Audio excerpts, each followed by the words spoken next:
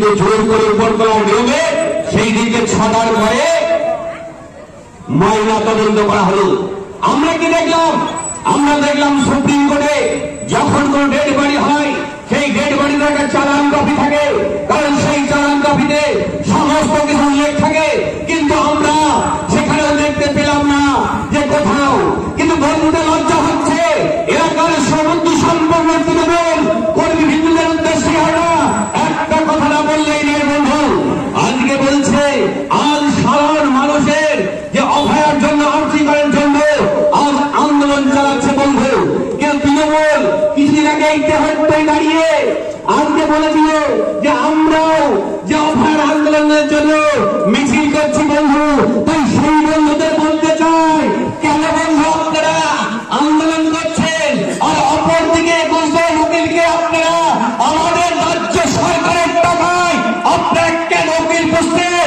বক্তব্য দিচ্ছি, এলাকার যে পুলিশ অফিসার এসডিও সাহেব আছেন, সেই দিনকে কোথায় দিয়েছিলেন? তেহট্ট বিধানসভার নম্বরপুর পঞ্চায়েতের একজন প্রধান সাহেবা মহিলা, সেদিনকে দুয়ারে সরকার যখন চলছিল, সেদিনকে কিছু দুষ্কৃতীরা সেদিনকে প্রধানকে লাঞ্ছিত হতে হয়েছিল। আজ পর্যন্ত কেন সেই অভয়ার বিচার হয় না? এই প্রশ্ন এই এসডিপিও সাহেবকে আমরা রাখছি বন্ধু। কোথায় ছিলেন যেদিনকে এসডিএম প্রকল্প শ্যামনগরের প্রধান করতে গিয়েছিলেন?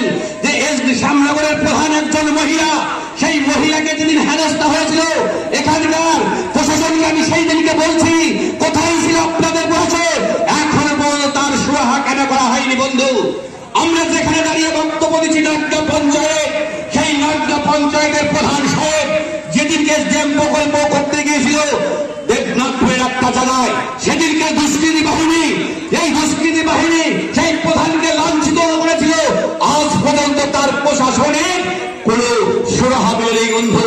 আমাদের আন্দোলন চলছে বন্ধু, এই আন্দোলন চলবে যতদিন পর্যন্ত ভারতীয় জনতা পার্টি এই পশ্চিম বাংলায় এই বিতর্কিত আমরা বঙ্গোপসাগরে নিক্ষেপ না করতে পারছি, ততদিন ভারতীয় জনতা পার্টির আন্দোলন চলবে বন্ধু।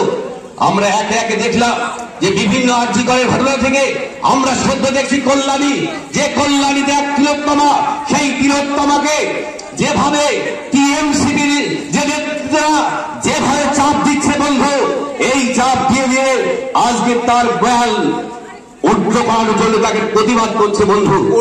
আজ আমার বলে বলবো বন্ধু, কথাই বলে বলবো, রাজ্যটা তোমার একার নাকি শুনে খেলা। প্রতিবাদ করলে সত্যি কথা বললেই পারে, মন দিয়ে সে ডাক্তারিটা করেছিল রোগীর পাশে, রোগীকে সেবা দিয়ে জীবনটা তার চলে গেল, তাই প্রত্যেকের স্থান রয়েছে।